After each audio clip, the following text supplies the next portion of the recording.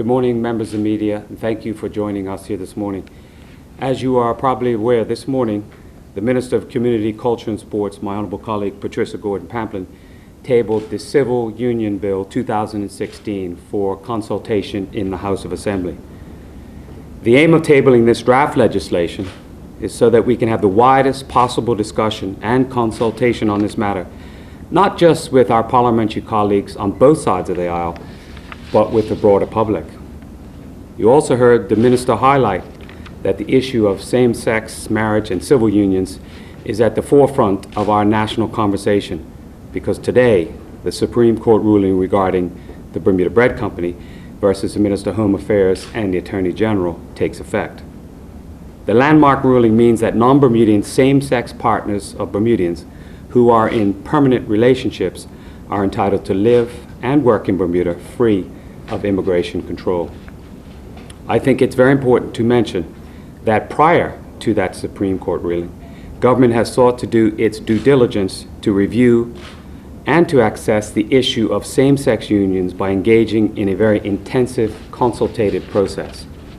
And this included a series of public information sessions, the sharing of extensive research with the public on how other jurisdictions have sought to approach and reconcile this matter, outlining Bermuda's international legal responsibility, the proposed way that the Bermuda government could implement and manage civil unions, and meeting with advocacy groups and individuals for and against same-sex marriage and civil unions, all with the aim of listening to all sectors of the community on this very sensitive matter. And my colleagues and I have been tremendously appreciative with all the feedback that we have received. That said, as directed by the Supreme Court ruling, the government is required to recognize same-sex couples in a permanent relationship. This government believes in upholding fundamental and basic human rights.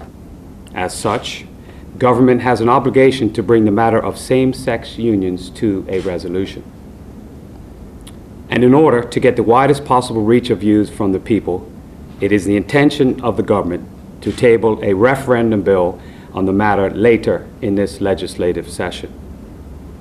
What has been made evidently clear through this entire process is that there are varying views on the issue of same-sex marriage and civil unions in Parliament and indeed throughout our community.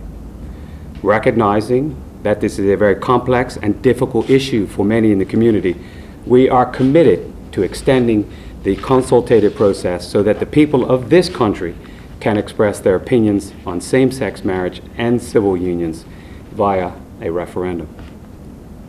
As a final and very important point, this government is of the view that marriage is a union between a man and a woman, which is why we have tabled in the House the Matrimonial Causes Amendment Act 2016, which will strengthen that act. And as I close, I recognize that there is an incredible passion and emotion about same-sex unions. I want to personally take this opportunity to say thank you. Thank you to everyone in allowing us to do the considerable soul-searching and reflection regarding this issue. I want to thank each and every person who has called, written, or stopped me and my colleagues on the street to share your views on this matter. Thank you for sharing your stories, your views, and your heartfelt experiences.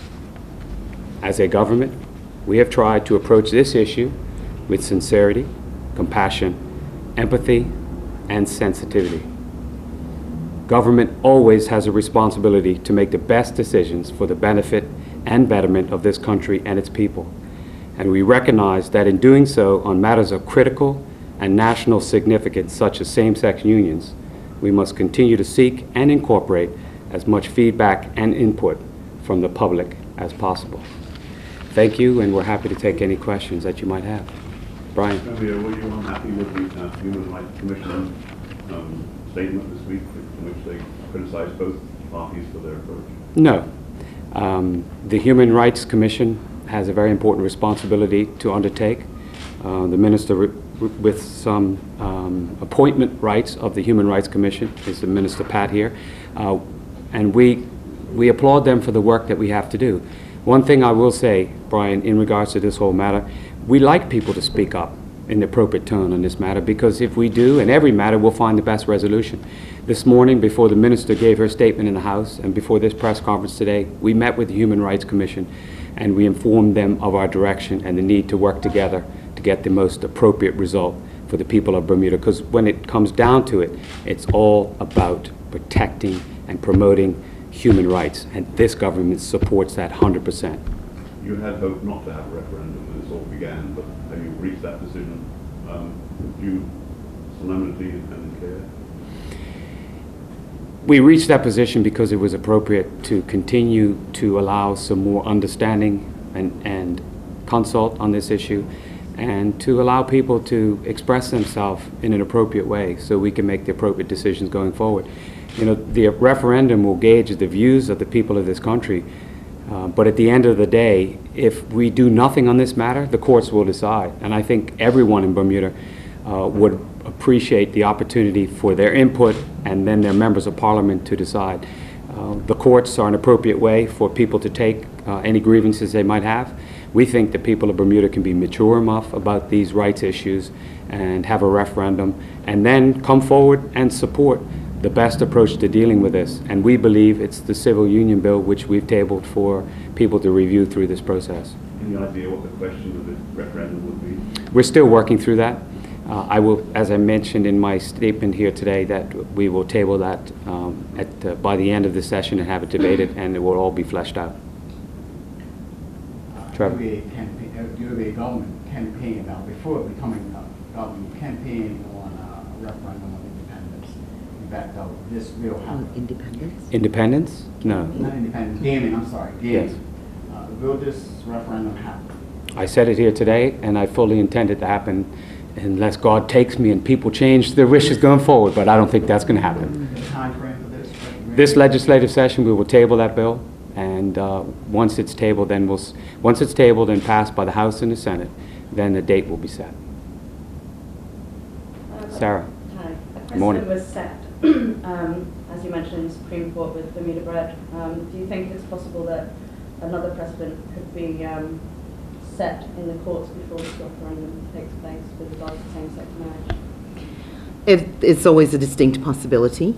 I believe that what the people who are interested in that side of the issue have determined is that if they can see that there is some determination on behalf of the government to pursue this matter to come to an amicable conclusion, then I think they may be satisfied and they may be able to wait out the process that has now just been announced. So I think that we should be okay in that regard.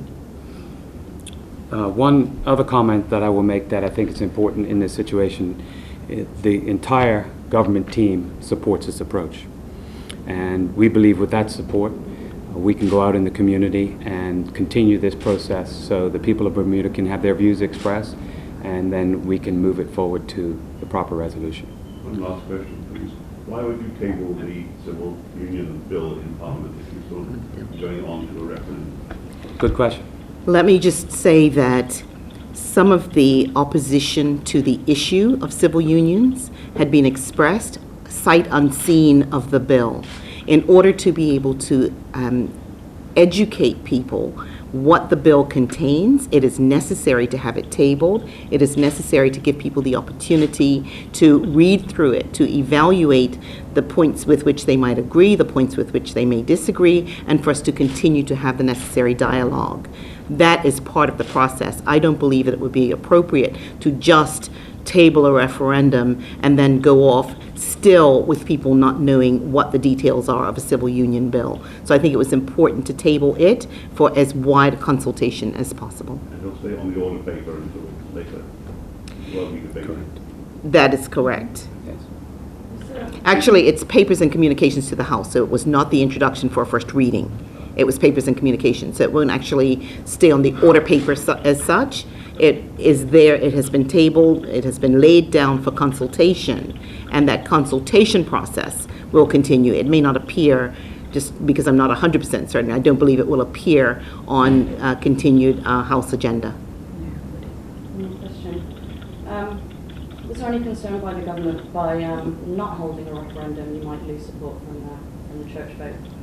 Let me just say that from our perspective, there are times in government that one has to look at what the appropriate approach is towards our community. And there are times when you have to swallow whatever the outcome is.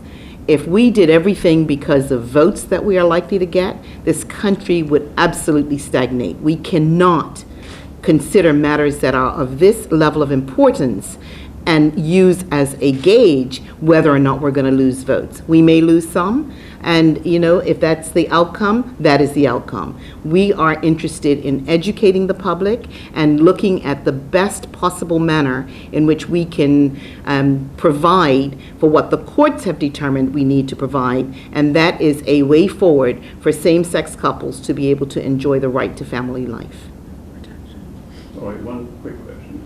If the referendum should pass, you still have the civil union bill alongside that to cover the issue of same-sex marriage, as you have planned. So there's no real issue here. You're not going to put one or the other. It's finding out what the public wants, what the people want. And the civil union might be the answer to no same-sex marriage, but legislating civil unions. Correct.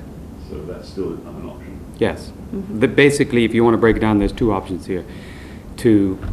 Because the community seems to be still trying to get to a grasp on the best approach, is that we do nothing and allow the courts to rule. The second option is to put this bill there for all the people to see, have a referendum to gauge views, and in interim between the bill being passed and the referendum date be set, that we can have a process where people understand what the bill means so they can make an informed decision on that day. We're always bounded by the courts, but legislation will ensure that you don't have to deal with that in the courts.